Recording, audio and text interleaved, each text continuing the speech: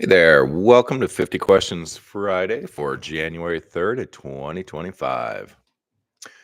Well, good to see you all here this morning. Hey, Nika from California. Glad you're here today. Um, so gosh, yes, thank you all for being able to make it here amongst the confusion with our live that we did Wednesday. I accidentally went live on the 50 questions, so anyway. Gosh, if you haven't checked out Wednesday's tool of the week, that was a pretty good one, as was the Tuesday. The Tuesday we did a YouTube live and a meditation that we put out for the general public. It was for the UWealth Revolution Masters class. So anyway, there was a couple of videos here earlier this week that were pretty fantastic. We did some really great work in those. Hey, Connie from Maine, and hey, Kay from New York. Christine from Australia, glad you're here today. Happy fall to you. Let's see. So we will go ahead and jump in here. Hey, Connie from Wisconsin. All right. So let's see. I guess a few announcements. We're just sending out an email here. So here later today, if you place an order, you get a free Heddeka, the twisted Hedekas that Mary makes, and that'll come with a little Heddeka card. So anyway, later today here, if you're on our email list, you'll receive that email. Basically, a free Heddeka while supplies last. We have like 50 of them, so they should last over the weekend here. And then we also have a couple of sales going on. One of them is a 14% off on everything in the new energy. And that's all the creation field, the nothing space, all of that. So that's one sale that we have going on. Then we have another sale going on Overstock. So on the Overstock sale, we have these great 3-inch bangles, the Expansive Light and the Wisdom. And again, they don't need to fit the wrist because they can be just utilized in the hands or on the body. And then also in our Overstock sale, we have a bunch of clearance stuff. So we're clearing out some pretty amazing tools. One of them is the heavy duty Wisdom generator. It's a tensor field generator bracelet, but it is that flat wire. It's the Wisdom. We also have a 5.5-inch Gaia sphere in the Wisdom Energetics that is on clearance. And that's again in that comfort grip, flatten twist like the Expansive Light. Let's see. And there's a few other items on the clearance. And then even the clearance sale items that we had, like the $18 plant ring and a 9.5-inch heavy duty tensor ring, those were already on sale at a very discounted price, and those are also 16% off of the discounted price. So anyway, we have some great things going on here. And again, if you wait until after you receive an email about the Twisted Hedekas, every order from then on will receive that free Heddeka. Okay, and a new product. So this is a limited run product that we have. These are a heavy duty grounding ring. So this heavy duty grounding ring, it is one that, it barely fits over my wrist. It's the same size as our water rings in this size. Because of the gauge, it is a little bit tougher for me to get over the wrist, but this grounding ring, we only have like 44 of these, and this is all we're going to make because they're really a pain in the butt to make this heavy gauge.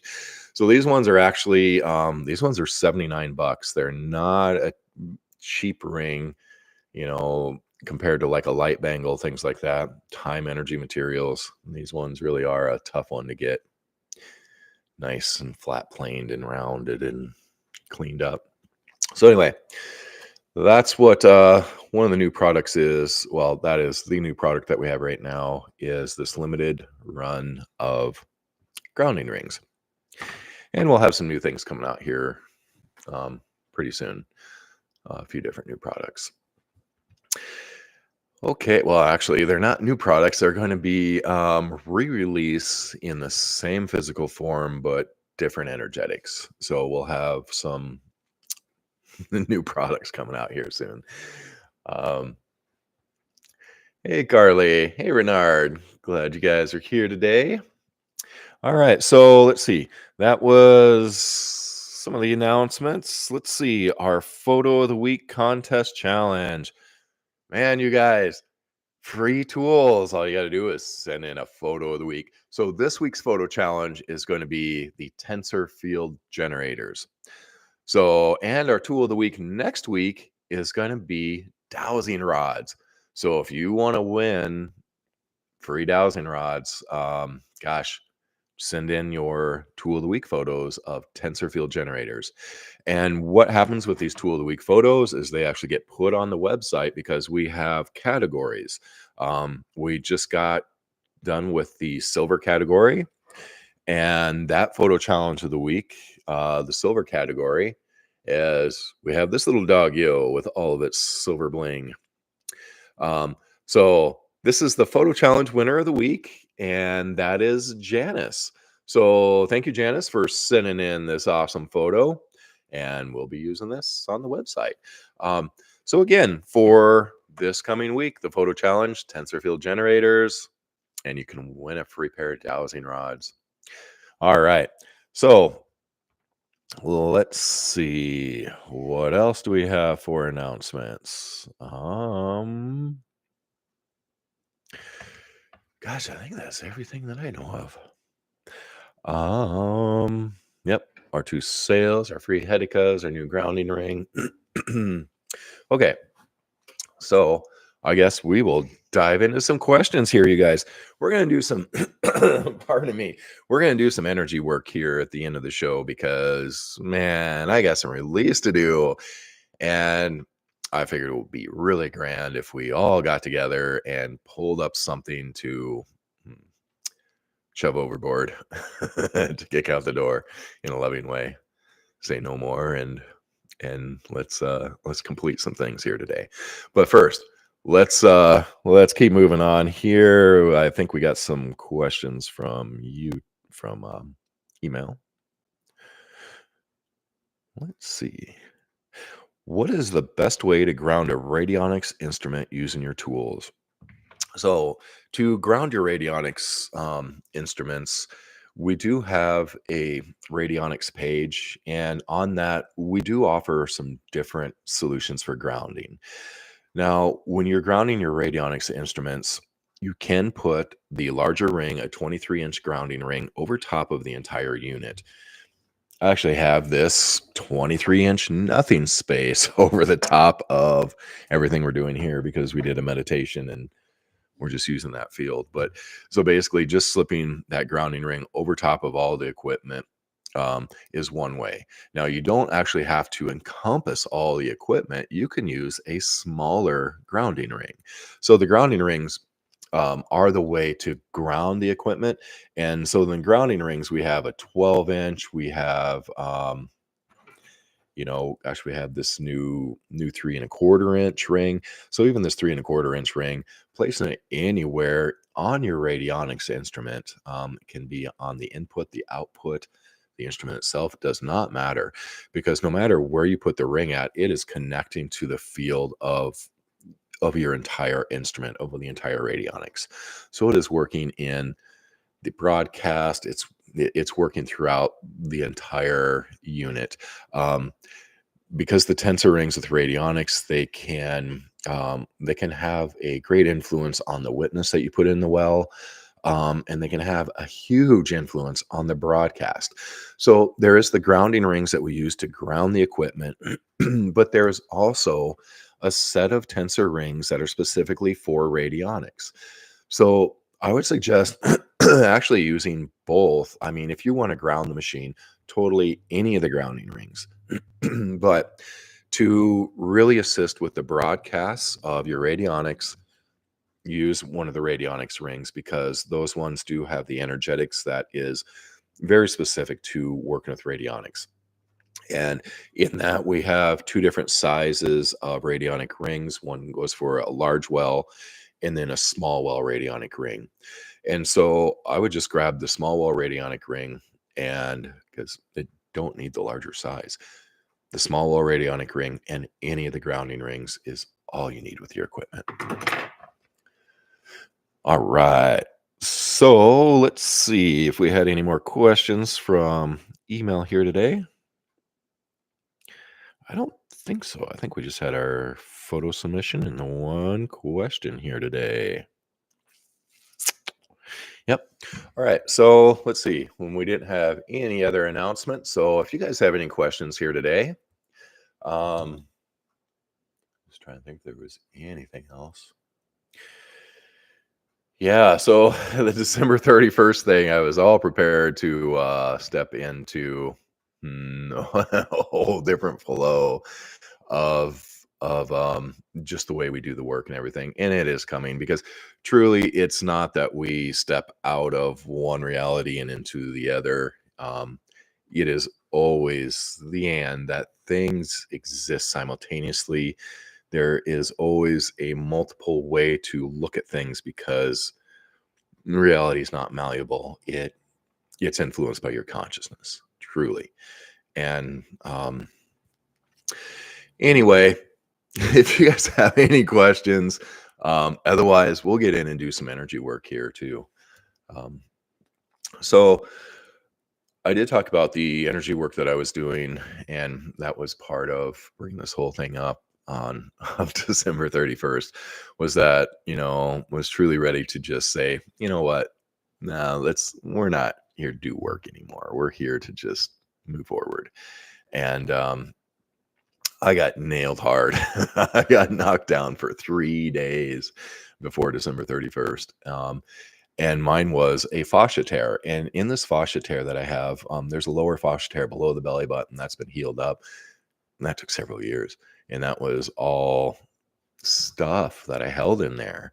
And now then, just recently, the fascia tear above the belly button has really been, and then it herniates due to stress. And the stress was always being around other people. And I thought it was, other people's fields. I was like, oh, I'm just really sensitive and just, you know, stepping back into my being again and recalibrating. But no, it was actually because it was a reaction that I had about being around other people because all the stuff that I had coming up was self-worth issues, not being good enough. And so when I was around other people or would go to the studio, it would really begin to react. And so Brenda, I finally reached out to Brenda for some help with this. And so, she held space as I was releasing, and it just came up again this morning. And so I laid down here for a little while before our webinar here, and there's still some things in there. And so I just thought, hey, let's take this opportunity. For me, I want to do some release work.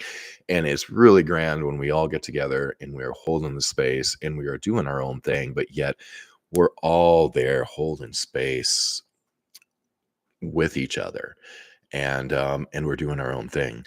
So anyway, we're going to jump into that here. Interested in any experiences with psychedelics and the tools. I've used them while taking medicine, but have you heard of any experiences? Yes. So, we have a lot of people that are both in Colorado where they are doing a lot of the, like the ketamine and they're doing, different psychedelic things legally. And they have, you know, places set up where you can go to have these experiences. But I also have a really good friend. Most of you know him, Samson, the water shaman. Now, he's very much into the shamanistic side of things. And, he sees a lot of these facilities all over, Mexico, Peru, everywhere, Colorado, that in these facilities that they're doing psychedelics, they are missing a very vital component in there from my understanding, and that's the energetic space, and also the integration space. And so from my understanding is that yes, these tools are very valuable in not only holding that space for, the proper trip or the proper experience, but it is also helping with the integration, and just bringing in more of that light, that connection, and that keeps you from stepping into some of those denser potentials. And so, yeah, the tools do help to, raise the amount of potentials of the experience. And so, yes, totally using the tools with that kind of experience, the psychedelic experience, um, I feel would be very beneficial. Um, and I played in psychedelics way too much for fun throughout college and my 20s and 30s even. Um, so, I don't really participate in psychedelics for, anymore, and especially for expansion of consciousness, but yet I know that it does have there are hmm, there are uses for psychedelics, and even like Adama St. Germain talks about LSD and how LSD microdosing does some very interesting things with the gray matter, with the brain, and does some opening and recalibrating. And so, yeah, microdosing LSD has actually been shown to be very beneficial for some people that are shifting through the mind, that it does some things. Um, but let's see. Would you suggest to slip in a pillowcase for people just becoming consciously aware? Oh, what would you suggest to slip into a pillowcase? Um, so for anybody who is just waking up, being consciously aware, I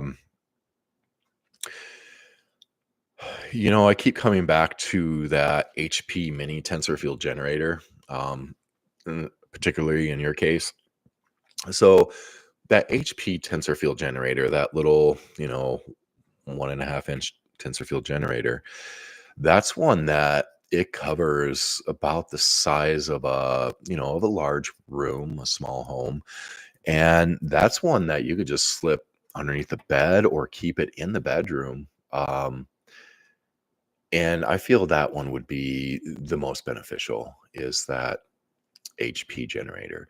Now, you could also slip a practitioner ring underneath of the bed. That's really a great way. But really, that generator, the generator is going to produce more of a, it's not as is a potent of a field. It's still a grand field. It's just that it's more like a sunshine versus like a ring, like a practitioner ring. It's more of a solid beam of light. So the practitioner rings are a lot more potent in the space that they hold, but truly that HP mini generator is still going to be doing really wonderful, great things. So the HP generator is absolutely perfect and appropriate if you're really wanting to get in and you're really serious about, doing the work and everything else. Then a practitioner ring would be grand. Um, but no, I feel that HP generator would be awesome for the purpose. Um, let's see.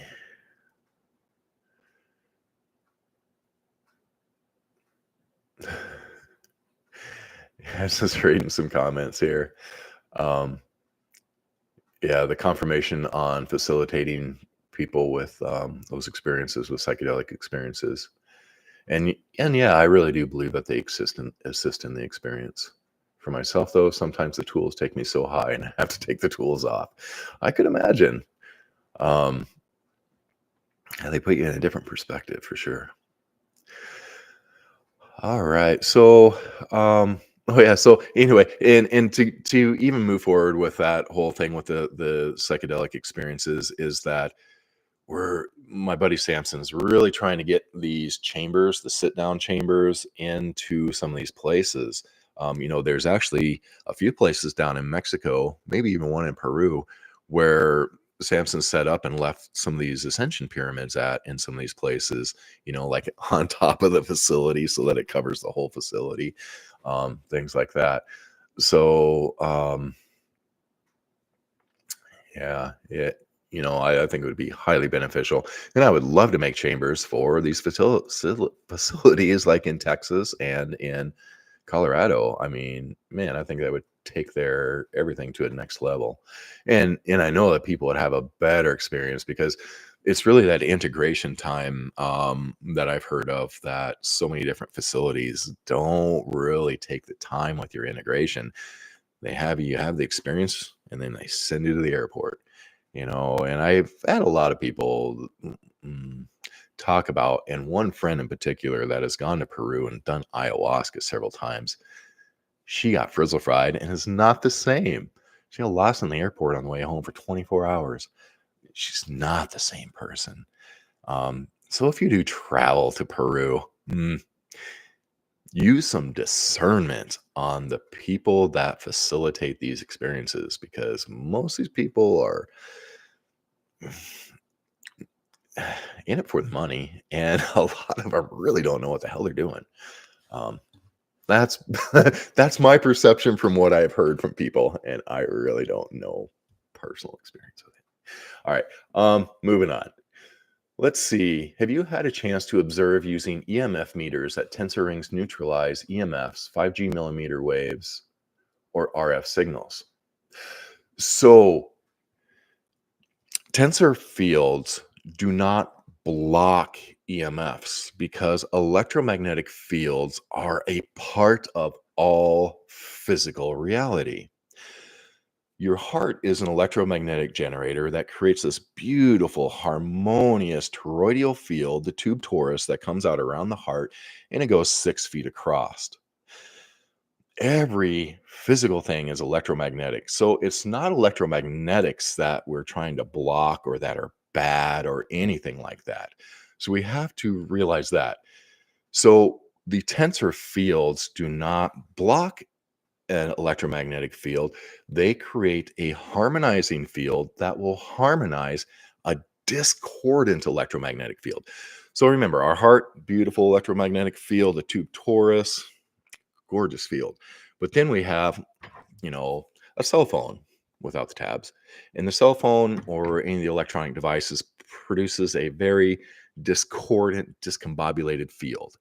And it is that discordant field that if you are not able to stand grounded, aligned, connected, then this discordant field comes into your field that is not really stable, and it knocks you off kilter, and then that causes all kinds of issues.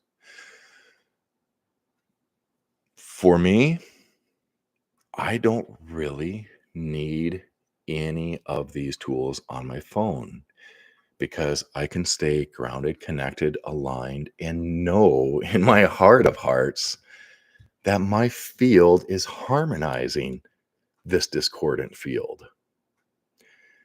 And so I truly don't need any of these tools. This is for show. And I would still sleep with my phone by my head at night, even if I didn't have the tabs on, because I trust in the potency of my field. Um, and so when we see people that have severe sensitivities to EMF, we see that they're just not, they're a little bit off kilter in the first place, not fully grounded, connected, aligned. Um, and so with the tools, the only way that you can show that these tools are beneficial is through biofeedback. Biofeedback can be everything from kinesiology, muscle testing, to using the fancy $100,000 machines that you hook you up to. And so the studies that we have posted on our website for EMF, the one in particular that was done in LA at this really great facility, really expensive test. But what they did was that they hooked people up to their biofeedback. They had them use their phones, and it showed how it, took how the organ functions went down, the chakras were not aligned, It was causing disturbances in the mental and emotional fields using the phone. Then we put our single cell phone tab on, this one right here. And this is the one that all the studies have been done on. When they put that cell tab on the phone, then it shows that it aligns chakras, energy bodies, clears the mental and emotional, and makes organs function better. So the biofeedback is the only way that you can show what these fields are doing. Now, like the 5G millimeter wave in 2018, when they first released 5G in Chicago during the Super Bowl, it was right after that that I went to Chicago to study these 5G millimeter waves. And 5G is called, its fifth generation is what G is, 5G, fifth generation communications. Within that fifth generation communications, there are 5G millimeter waves, but they're not a viable technology because they don't travel far, they won't go through trees or walls. You have to be directly in the line of the 5G millimeter wave to receive it, to use it. It's a limited technology, but yet it's harsh. It's super harsh. And those 5G millimeter waves can actually connect into electrical distribution. And if your home is in the line of a 5G millimeter wave, that can connect into the electrical, and then that is being broadcast throughout the home. And but the tools work with that. So that was the thing too, is that in 2018, when we went and studied the 5G downtown Chicago, at the time the Golden Fire tools were not able to handle the 5G millimeter wave. They could handle the fifth generation communications, but not the millimeter wave. So we did some tweaking in the etheric templates, and now then all of the Golden Fire tools, everything that we use for EMF mitigation, will harmonize a 5G millimeter wave so that it will no longer be harmful to you. So yeah, for EMF, yep, it is not about blocking it. So a tri-field meter, if you use a tri-field meter on your electrical panel, and it'll show that that electromagnetic field comes out about 5.5 to 6 feet out. So then you put one of our smart meter discs onto the electrical panel, and you will actually notice with your tri-field meter that that field extends a little farther out. It is a harmonized field now, and it extends farther out. So that's the only thing a tri-field meter will show you is the actual electromagnetic field, but it will not show you if it is a discordant or a harmonizing beneficial field. So anyway, that is with the EMF. You recently mentioned the SES through the Crimson Circle. The information on the website says it's offered 2 times a year. Is that accurate? Are there certain times of the year? Yes, actually, Carly, the Sexual Energy School, they just released that for, I believe that one's coming up here. Oh no, actually, aspectology is the one that's coming up here right now. I'm not sure when the Sexual Energy School is being offered, but yes, it is twice a year. Really a great class, you guys. And like I say, I'm going to try to replicate and emulate this class here sometime here this winter, spring, because like I've said, that like the Crimson Circle, where they have events live in person, you can't come to these events unless you've taken the Sexual Energy School, and it's not sexual energy. It's not what it's about. It's about an imbalance in consciousness that then we play victim perpetrator games in the way of giving and taking energy. And once you realize this and see this, you stop playing the game. And so, like the Crimson Circle, they don't let anybody come to the events that are still playing the energy games. They are creating that safe space for everybody. So, and that's really what I want to do too, is to really help people understand what they're participating in unconsciously and unknowingly. And then once you realize it, you stop participating in those games and everything changes. Let's see. What do you and Twisted Sage see as the upcoming themes and energies focus to step into in 2025? Are there tools or new vibrations coming in to anchor what's coming? That's a good question. We really, sometimes we can feel that there's something coming in, and a lot of times it just hits us.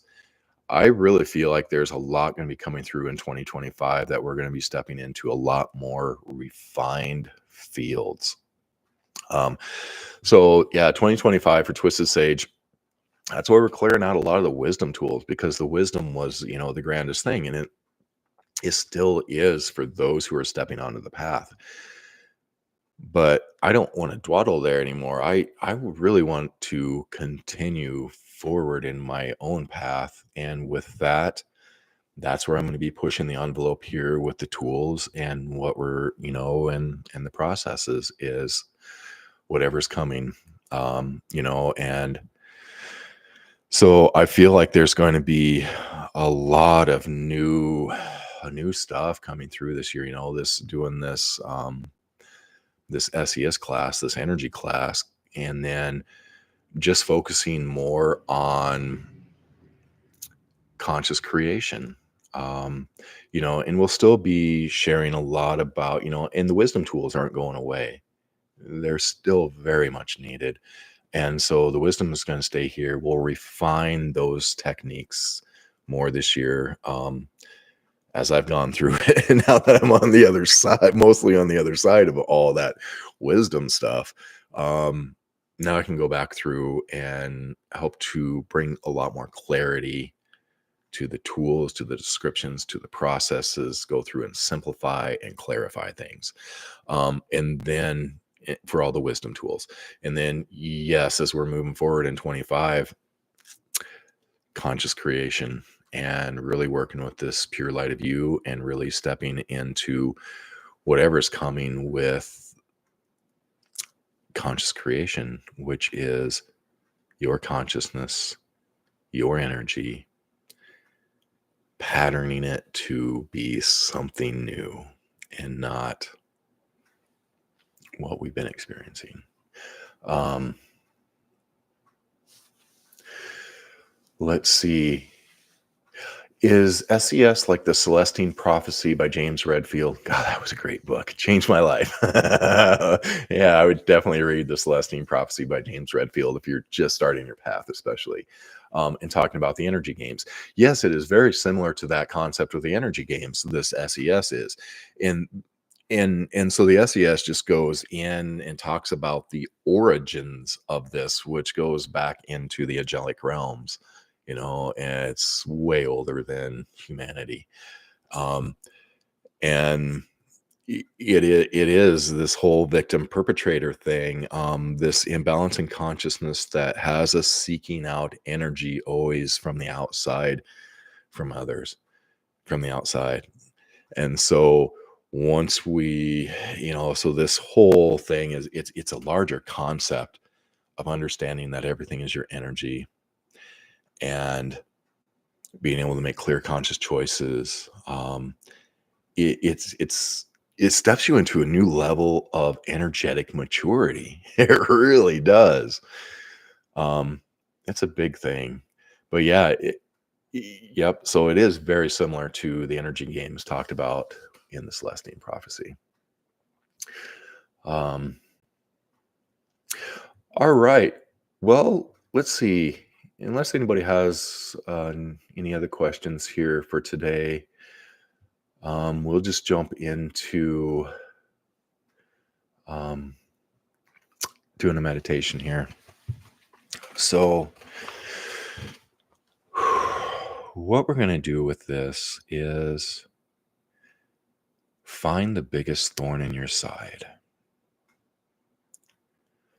Find what it is that is taking all of your energy, focusing, worrying, fixing, healing, suffering with whatever this is.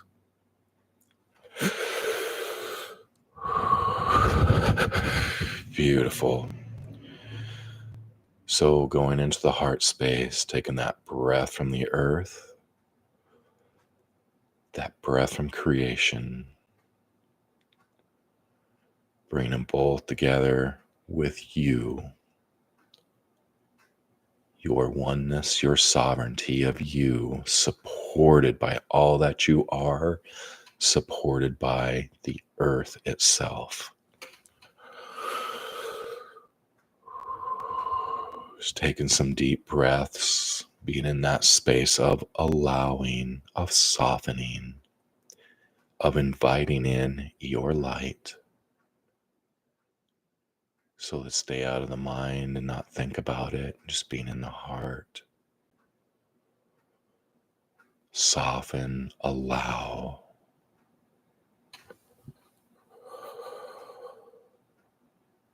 Beautiful. Keep softening. Tell your thoughts to just step aside for now.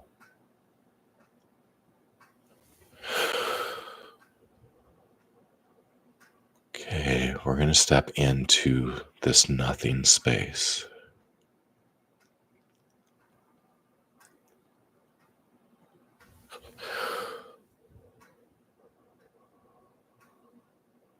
Okay. If this thing that you are working on, if it is found in a physical part of the body, just bringing your awareness and light to there, moving your consciousness to there. And if this is not in the physical body, if it's like a situation, again, drama's in the details, stay out of the details and distill what the issue is. Instead of talking about it in 18 different stories, distill what the issue is. Asking your light to help you distill this. What is this base issue? Does it come from self-worth? Is it an old lifetime and aspect? Is it just dense energy? Is it old belief structures, old programs? Again, you don't have to mentally know what it is. We are asking our light to illuminate this for us. There you go. Allow your light, your consciousness, your soul to illuminate this thorn and everything connected to it. And now then just deep breaths and smiling and allowing and forgiveness and gratitude. And don't forget to breathe.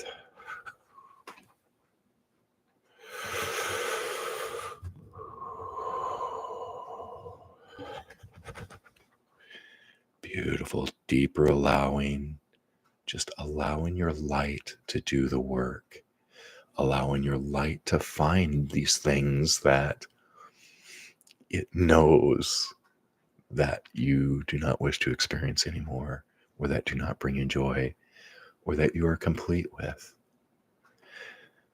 So again, we just brought our light in to help us bring those things up to the forefront so that we could allow them to go.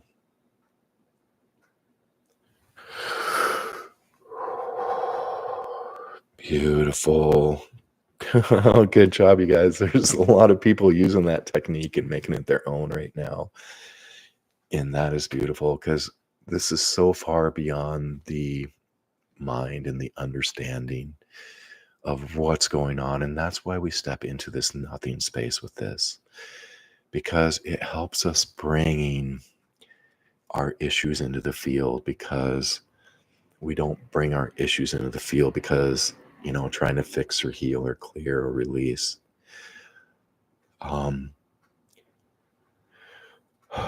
We bring our awareness and light to those issues, and that does not have to be mental. We don't want it to be mental.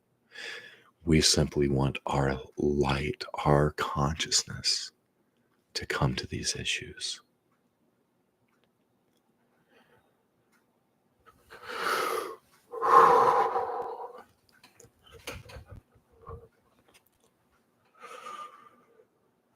And again, we're not trying to fix or heal. We are simply handing these things to soul, allowing our light to illuminate them, to distill the wisdom.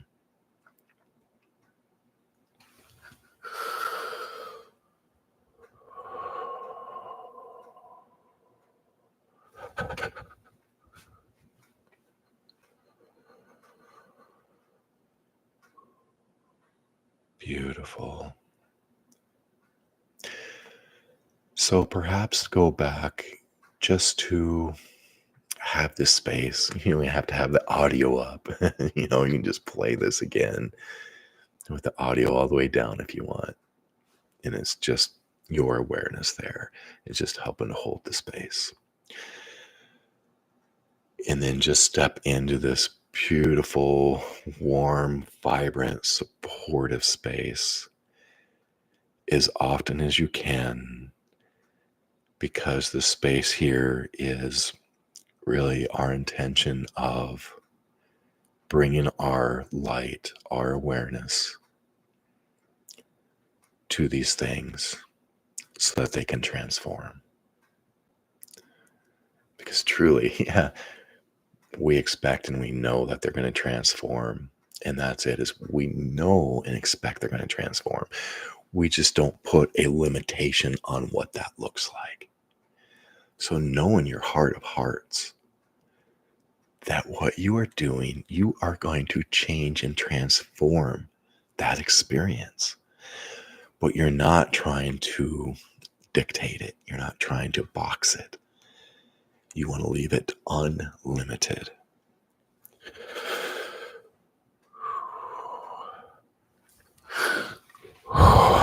Beautiful. I feel many of you realizing that perception. And it is beyond a mental thing. And I don't feel like you're grasping it in a mental way. And so much of what I bring up to talk about is not really talking to the mind, it's talking to another part of you. And this is what you need to do with you, is you need to start that open communication with those parts of you. It's just another way to help bring your awareness and your light to them. And again, remember that you're the master. You stay in your light. You don't step into any of the details. You don't step into the drama. You don't step into their reality, their perspectives, their poor me's, their this or that. No, you stay in your light as the master, and you shine your light to them. Invite them in, give them a smile, talk to them, however it is. That's between you and you. Beautiful, you guys. Much love, much love. We will see you next week. Wednesday, tool of the week will be dowsing rods, and then otherwise we'll see you next Friday.